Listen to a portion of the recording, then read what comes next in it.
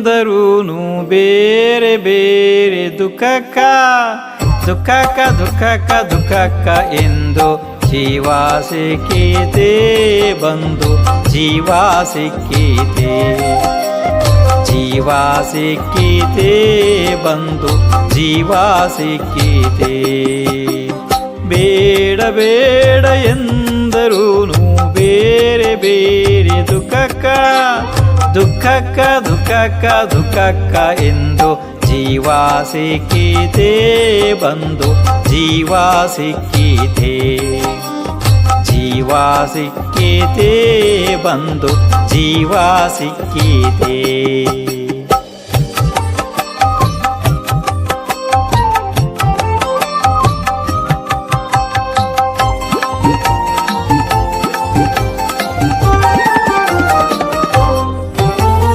ಮನಸ್ಸಿನ ಆಸೆಯ ತಡೆಯಲು ಬಾರದೆ ಬೆಂಕಿಯ ಹೊತ್ತಿಸಿದ ಇವನೇ ಮನಸ್ಸಿನ ಆಸೆಯ ತಡೆಯಲು ಬಾರದೆ ಬೆಂಕಿಯ ಹೊತ್ತಿಸಿದ ಇವನೇ ರವಿಯ ಬೆಳಕನ್ನು ಕಾಣದೆ ಒಳಗೆ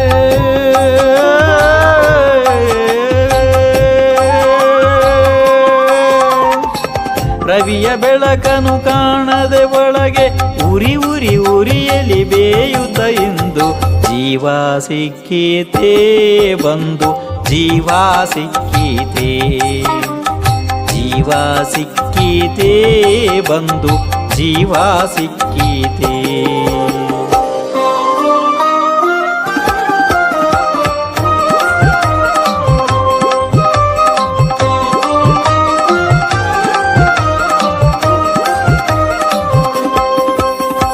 ಯಾರ ಸೇವಕ ಯಾರ ಮಾಲೀಕ ಯಾರ ರೂಪವೇಷದಲ್ಲಿ ಯಾರ ಸೇವಕ ಯಾರ ಮಾಲೀಕ ಯಾರ ರೂಪವೇಷದಲ್ಲಿ ಹೆಜ್ಜೆಗೂ ಹೆಜ್ಜೆಗೂ ಬಿದ್ದೇಳುತ್ತಲೇ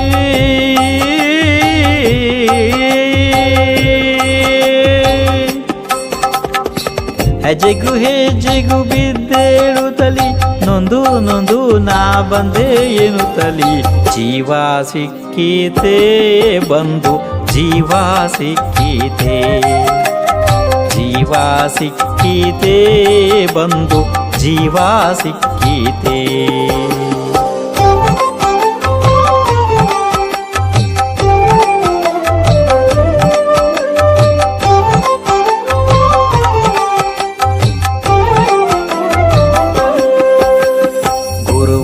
ಬಳಿಗೆ ಹೋಗಿ ತಾನು ವಿನಯ ಭಾವ ತೋರಿಯಾನು ಗುರುವ ಬಳಿಗೆ ಹೋಗಿ ತಾನು ವಿನಯ ಭಾವ ತೋರಿಯಾನು ಮನದ ಕಾಶ್ಮಲ ತೊಳೆಯಲು ಬಯಸಿ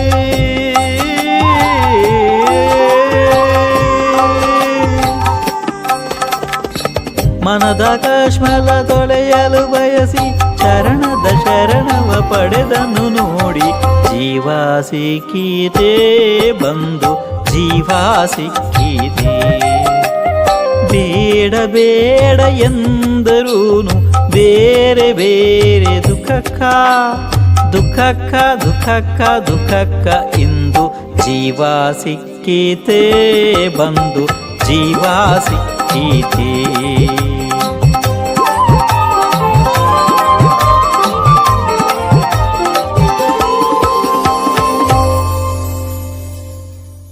ಮಾತಂದು ವರದಿ ಮಾಡೋರಿಗೆ 14 ತೀರ್ಥಂಕರಿಗೆ ಜಯವಾಗಲಿ, ಸಮಸ್ತ ನನ್ನ ಗುರುಗಳಿಗೆ ಜಯವಾಗಲಿ. ಈಗ ನೀವು ಬೇಡ ಬೇಡ ಎಂದರು ಅನ್ನುವಂಥ ಭಜನೆಯ ಅರ್ಥವನ್ನು ಕೇಳೋದಕ್ಕೆ ಬಂದಿದ್ದೀರಿ ನೋಡಿ.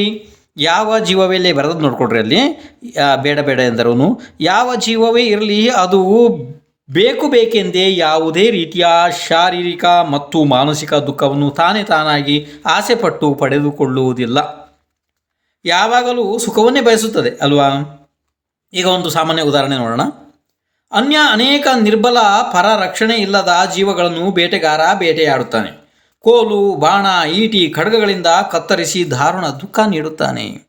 ಆದರೆ ತನ್ನ ಕಾಲಿಗೆ ಚಿಕ್ಕ ಚಿಕ್ಕ ಮುಳ್ಳು ಕೂಡ ನುಗ್ಗಬಾರದೆಂದು ಜಾಗ್ರತೆ ವಹಿಸಿ ಪಾದರಕ್ಷೆ ಧರಿಸುತ್ತಾನೆ. ಅವನಿಗೆ ಅವನೇ ಜಾಣನೆಂದು ತಿಳಿಯುತ್ತಾನೆ. ಆದರೆ ನಿರ್ದಯತೆಯ ಪಾಪದಿಂದ ಮುಂದಿನ ಭವಗಳಲ್ಲಿ ನಾರಕಿಯಾಗಿ ಹುಟ್ಟಿ ಅನ್ಯ ನಾರಕಿಗಳಿಂದ ಅನಂತ ದುಃಖ ಅನುಭವಿಸುತ್ತಾನೆ. ಇನ್ನು ಮನಸ್ಸಿನ ಆಸೆಯನ್ನು ತಡೆಯಲಬಾರದೆ. ಇಲ್ಲಿ ನೋಡ್ರಿ, ಅದು ನೋಡ್ಕೊಟ್ರಿ, ಬರೋದು ನೋಡ್ಕೊಟ್ರಿ. ಅಂದರೆ ಅತಿ ಚಿಕ್ಕದಾದ ಮನಸ್ಸಿನಲ್ಲಿ ಕೂಡ ಒಂದು ಅತಿ ದೊಡ್ಡ ಗುಂಡಿ ಇದೆ. ಆ ಗುಂಡಿ ಒಳಗಡೆ ಪ್ರಪಂಚದ ಎಲ್ಲ ಸಂಪತ್ತು ಹಾಕಿದರೂ ಕೂಡ ಅದು ತುಂಬುವುದಿಲ್ಲ.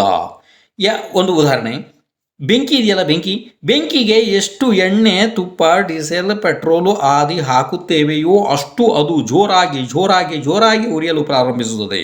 ಮತ್ತೆ ನಮ್ಮ ನಿಯಂತ್ರಣ ತಪ್ಪಿ ಅದು ಎಲ್ಲಿಗೆ ಹರಡಿ ಏನನ್ನು ಅನಾಹುತ ಮಾಡಿ ಹಾಕುತ್ತದೆ ಹೇಳಲು ಆಗುವುದಿಲ್ಲ ಅಲ್ವಾ?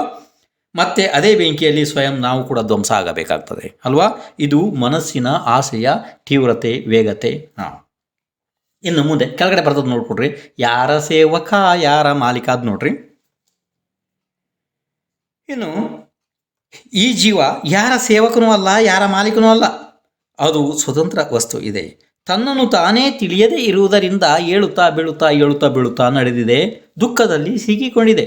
ಮತ್ತೆ ಯಾವಾಗಲೂ ಒಂದು ಸಲ ಕಷಾಯದ ಮಂದ ಉದಯ ಇದ್ದಾಗ ಜೀವಕ್ಕೆ ಸದ್ಬುದ್ಧಿ ಓಡ್ತದೆ ನೋಡಿ. ಆವಾಗ ಏನು ಮಾಡ್ತದೆ, ಅದು ಗುರುವಿನ ಬಳಿಗೆ ಹೋಗ್ತದೆ. ಈಗ ಕೆಳಗಡೆ ಬರ್ತದೆ ನೋಡ್ರಿ, ಗುರುವ ಬಳಿಗೆ ಹೋಗಿ ತಾನು ವಿನಯ ಭಾವ ತೋರಿ ಅನ್ನು ಬರ್ತದಲ್ಲ, ಅದು ನೋಡ್ಕೊಳ್ರಿ, ಬರ್ತದೆ ನೋಡ್ಕೊಳ್ರಿ. ಎಂದೋ ಒಂದು ದಿನ ಆ ಜೀವಕ್ಕೆ ಕಷಾಯದ ಮಂದತೆಯಿಂದ ಸದ್ಬುದ್ಧಿ ಸಿಕ್ಕಿತು. ಮಾನ ಕಷಾಯದ ಕ್ಷಯಕ್ಷಮದಿಂದ ಗುರುವಿನ ಮುಂದೆ ಕೈ ಜೋಡಿಸಿ ವಿನಯ ಭಾವದಿಂದ ನಿಂತು ವಿನಯ ತೋರಿಸುತ್ತಾನೆ.